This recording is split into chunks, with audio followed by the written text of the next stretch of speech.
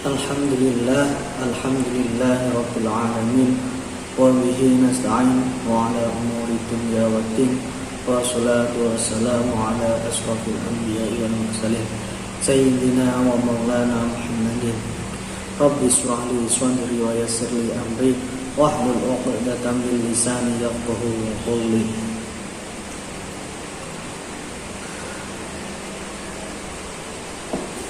Yang saya hormati Ibu Afiyati Handayudiah Fitriani SPD MPD selaku dosen pengampu mata kuliah Bahasa Indonesia. Pertama-tama marilah kita panjatkan puja dan puji syukur atas kehadirat Allah Subhanahu wa taala yang telah melimpahkan karunia-Nya, taufik, rahmat serta hidayahnya sehingga kita semua dapat berkumpul di dalam pertemuan ini, dalam majelis ini, dalam keadaan sehat walafiat.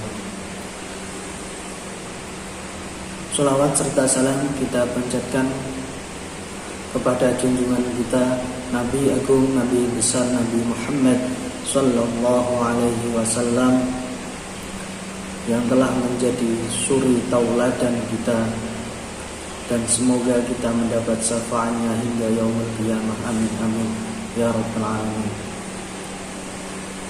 Saya di sini mewakili kelompok 6 akan membimbing presentasi pada hari ini dengan tema pembahasan karya ilmiah. Dan saya akan membacakan anggota kelompok kami. Yang pertama, Ibnu Faiz Mubarak dengan NIM 2131111189 sebagai moderator sekaligus pemateri yang pertama. Kemudian Siti Muyawarah dengan NIM 21311174 sebagai pemateri yang kedua. Kemudian Nafira Khairun Nisa dengan NIM 21311180 sebagai pemateri ketiga sekaligus penutup. Marilah kita semua membaca bacaan Alhamdulillahirabbil alamin. Semoga lancar dan tidak terkendala suatu apapun.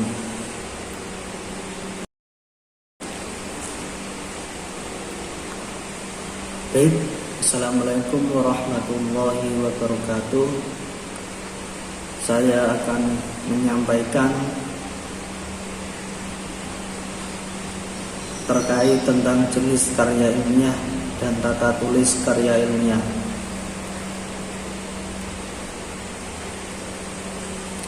Yang pertama, karya ilmiah adalah salah satu karangan atau tulisan yang didapat sesuatu sifat keilmuannya dan didasari oleh hasil pengamatan, pemantauan, penelitian dalam bidang tertentu, disusun menurut metode tertentu serta sistematika penulisan yang bersantun bahasa dan isinya dapat dipertanggungjawabkan kebenarannya atau keilmiannya.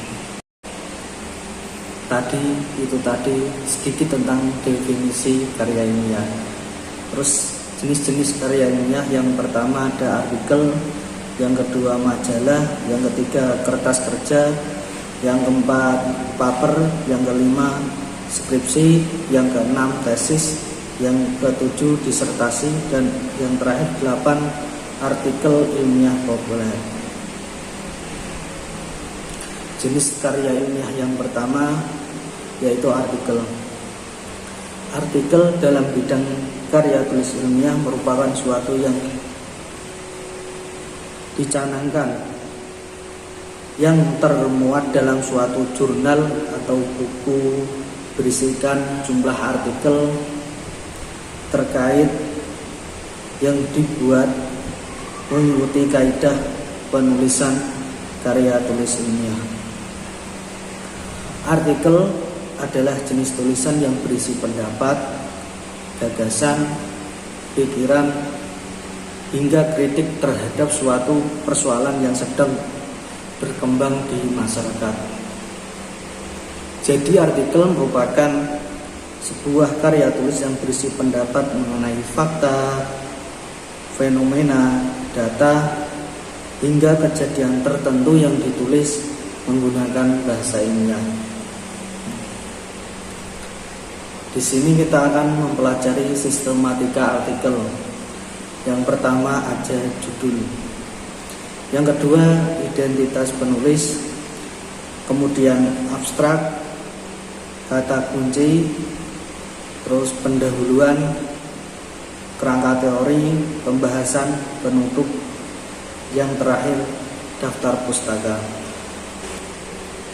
Mengapa suatu karya ilmiah itu bisa disebut artikel? Nah, untuk mengetahui jawabannya, sekarang kita mempelajari tentang ciri-ciri artikel. Yang pertama, isi artikel adalah sebuah fakta. Terus artikel bersifat informatif dan juga berisi opini si penulis dengan didasarkan pada data yang valid dan fakta yang ada. Penulisannya sistematif dan bahasa yang digunakan formal dan baku. Jenis-jenis artikel yang pertama ada narasi, yang kedua deskripsi, yang ketiga argumentasi, dan yang keempat persuasi. Tujuan artikel. Mengapa artikel itu dibuat? Pastinya dibuat dengan suatu tujuan. Yang pertama, menginformasikan masalah yang telah ada dan teliti. Dan yang kedua, mendeskripsikan batasan-batasan ruang lingkup artikel ilmiah yang telah ada dan diteliti. Cukup sekian dari saya, kurang lebihnya mohon dimaafkan. Kemudian saya persilahkan kepada pemateri selanjutnya.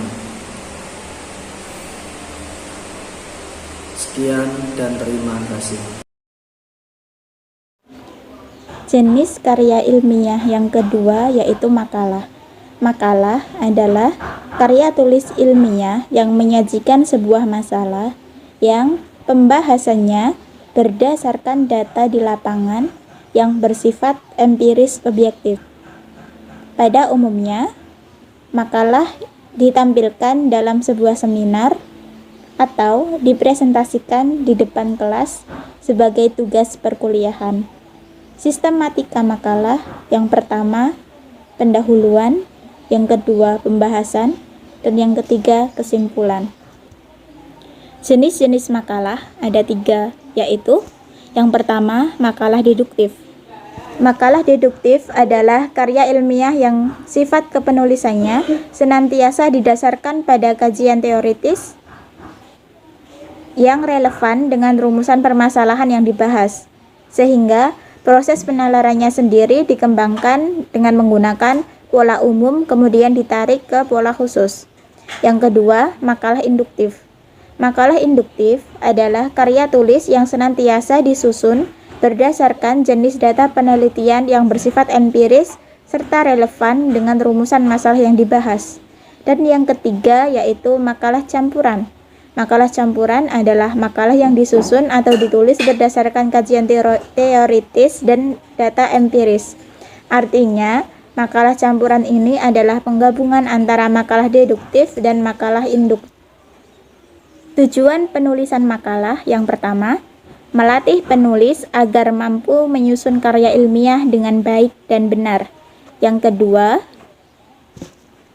memperluas wawasan keilmuan bagi penulisnya. Yang ketiga, memberikan sumbangan pemikiran berupa teori dan konsep praktis. Yang keempat, memberikan manfaat bagi perkembangan ilmu pengetahuan. Jenis karya ilmiah yang ketiga yaitu kertas kerja. Kertas kerja pada dasarnya mirip dengan makalah, namun disusun dengan analisa yang lebih mendalam dan tajam. Biasanya kertas kerja ditampilkan pada lokakarya dan seminar. Kertas kerja itu menjadi acuan untuk tujuan tertentu dan bisa diterima atau dimentahkan oleh forum ilmiah. Tujuan dari kertas kerja yang pertama, mempermudah perusahaan dalam membuat atau menyusun laporan keuangan. Yang kedua, membuat penyusunan data secara sistematis. Yang ketiga, memeriksa ketepatan, ketelitian, dan kekonkretan penghitungan keuangan yang dilakukan. Yang keempat, mengurangi kemungkinan terjadinya kesalahan. Kemudian, jenis karya ilmiah yang keempat yaitu paper. Paper adalah sebutan khusus untuk makalah di kalangan akademisi atau mahasiswa dalam kaitannya dengan pembelajaran dan pendidikannya sebelum menyelesaikan jenjang studi seperti diploma, S1, S2, atau S3. Sistematika penulisannya sama dengan artikel atau makalah, tergantung panduan yang berlaku di perguruan tinggi masing-masing. Tujuan paper yaitu untuk melatih mahasiswa mengungkapkan pemikiran atau penelitiannya secara ilmiah. Mahasiswa dapat melatih kemampuan membuat tulisan secara sistematis dan metodologis. Ciri-ciri paper yang pertama logis, yang kedua objektif, yang ketiga sistematis, yang keempat jelas, dan yang kelima kebenarannya dapat. Jenis karya ilmiah yang kelima yaitu skripsi. Skripsi adalah karya ilmiah mahasiswa untuk menyelesaikan jenjang studi S1 atau sarjana. Skripsi memuat karya yang sistematis yang mengutarakan pendapat penulis berlandaskan pendapat orang lain. Pendapat yang diajukan harus didukung oleh data dan fakta empiris objektif, baik berdasarkan penelitian langsung atau observasi lapangan, kemudian percobaan di laboratorium. Juga diperlukan sumbangan material berupa temuan baru dalam bidang tata kerja, suatu hukum dan dalil tertentu mengenai salah satu bidang atau lebih spesialisasinya. Kemudian jenis-jenis skripsi ada 4. Yang pertama, skripsi kuantitatif. Skripsi kuantitatif adalah metode penelitian dalam skripsi yang banyak menggunakan hitungan, statistik, tabel, dan dengan kaidah-kaidah tertentu. Biasanya, skripsi kuantitatif ini menggunakan teknik pengumpulan data dan kuesioner. Yang kedua, skripsi kualitatif. Skripsi kualitatif adalah metode penelitian dengan melakukan penelitian secara eksploratif. Sifat penelitiannya deskriptif atau menjelaskan, tentu saja menjelaskan dengan menggunakan analisis. Yang ketiga, skripsi PTK. Skripsi PTK yaitu merupakan prosedur penelitian di kelas yang dirancang untuk menanggulangi masalah nyata yang dialami guru berkaitan dengan siswa di kelas. Dan yang keempat yaitu skripsi research and development adalah metode penelitian yang digunakan untuk menghasilkan produk tertentu dan menguji keefektifan produk tersebut. Tujuan skripsi. Tujuan skripsi yaitu yang pertama, memberikan pemahaman mahasiswa tentang berpikir ilmiah dan logis, dan menyajikan secara sistematis dan terstruktur. Yang kedua, memadukan keterampilan dan pengetahuan penulis dalam menggambarkan, memahami, menganalisis, dan menjelaskan permasalahan serta pemecahan masalah tersebut. Dan yang ketiga, sebagai syarat mendapatkan gelar akademik S1 atau sarjana. Saya akan melanjutkan karya tulis yang keenam, yaitu tesis. Tesis adalah Karya tulis ilmiah mahasiswa untuk menyelesaikan jenjang studi S2 pasca sarjana yang sifatnya lebih mendalam dibandingkan dengan skripsi. Tesis mengungkapkan pengetahuan baru yang diperoleh dari penelitian sendiri. Ciri-ciri tesis terstruktur. Terstruktur kajiannya, kajian tesis ini sangat ketat, jadi diatur mulai dari pendahuluannya, bagian intinya, atau pokok pembahasan dan bagian penutup. Terus ciri yang kedua, objektif. Objektif adalah disampaikan dengan gaya impersonal, menggunakan bentuk kalimat aktif, dan tidak menggunakan kata ganti benda pertama atau kedua. Ya, ciri yang ketiga, menggunakan bahasa baku. Jenis-jenis tesis ada dua. Tesis kuantitatif. Tesis kuantitatif ini disusun untuk membangun berbagai macam pernyataan atau kerangka hipotetikal. Tesis kuantitatif sering juga disebut dengan hipotetikal. Yang kedua, kualitatif. Kualitatif ini dibuat bukan untuk membangun berbagai macam pernyataan atau kerangka hipotetikal. Jadi kebalikannya dari si kualitatif ini. Yang ketujuh, disertasi. Disertasi adalah karya tulis ilmiah mahasiswa untuk menyelesaikan jenjang studi S3, meraih gelar doktor yang mengemukakan suatu dalil yang dapat dibuktikan dengan penulis berdasarkan data yang fakta dengan analisis yang terperinci.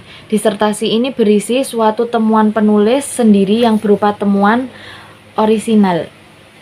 Jenis-jenis disertasi. Yang pertama, disertasi kuantitatif. Disertasi kualitatif merupakan penelitian yang digunakan dengan menggunakan data berupa angka untuk dijadikan bahan analisis. Yang kedua, disertasi kualitatif. Disertasi ini merupakan penelitian yang digunakan untuk meneliti suatu objek alamiah. Yang ketiga, pengembangan. Yang ketiga, pengembangan merupakan penelitian yang menekankan pada pengembangan yang mengadaptasi pengembangan suatu produk. Yang keempat, evaluasi.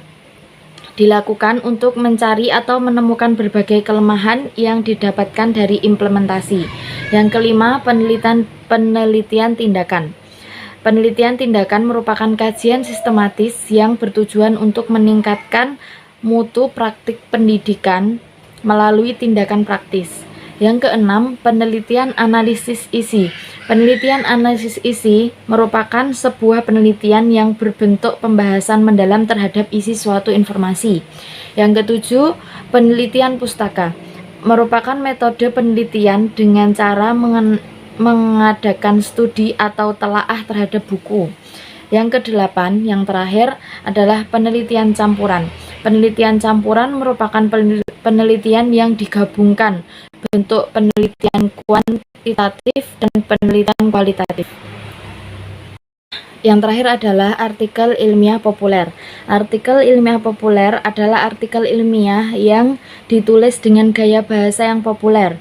Artikel ini sering dimunculkan pada media massa seperti surat kabar, majalah, dan tabloid dengan menggunakan gaya bahasa jurnalistik atau bahasa media, berbeda dengan artikel ilmiah. Artikel ilmiah populer tidak terkait secara ketat dengan aturan penulisan ilmiah. Artikel ilmiah ditulis lebih bersifat umum untuk konsumsi publik. Disebut ilmiah populer sebab ditulis tidak untuk kebutuhan akademik, namun untuk disampaikan kepada khalayak melalui media massa. Ciri-ciri karya ilmiah populer.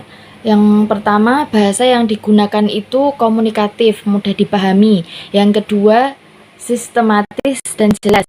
Yang ketiga, alur karya ilmiah populer disusun dengan menyampaikan hal penting terlebih dahulu, kemudian baru menyampaikan yang kurang penting.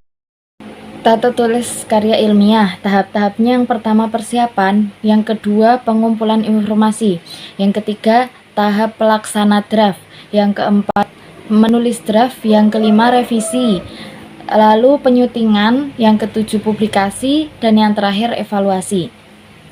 Tips penting dalam menulis karya ilmiah. Yang pertama, membuat judul karya ilmiah. Yang kedua, memberikan latar belakang yang bagus. Yang ketiga, membuat rumusan masalah. Yang keempat, membuat pembahasan yang sederhana dan sesuai dengan variabel judul. Yang terakhir, membuat kesimpulan. Sistematika penulisan. Yang pertama, bagian pembukaan. Bagian pembukaan ini berisi sampul, halaman judul, halaman pengesahan, kata pengantar, daftar isi, dan abstrak. Yang kedua, bagian isi. Yang ketiga, pembahasan. Yang keempat, metodologi penelitian. Yang kelima, hasil penelitian. Yang keenam, bagian penutup. Dan yang terakhir, bagian penunjang. Baik, inilah materi dari kami tentang karya ilmiah. Jika ada masukan atau kritikan boleh disampaikan dari kami. Saya akhiri sampai di sini. Jika ada kesalahan-kesalahan kami mohon maaf. Terima kasih sudah menyimak. Wassalamualaikum warahmatullahi wabarakatuh.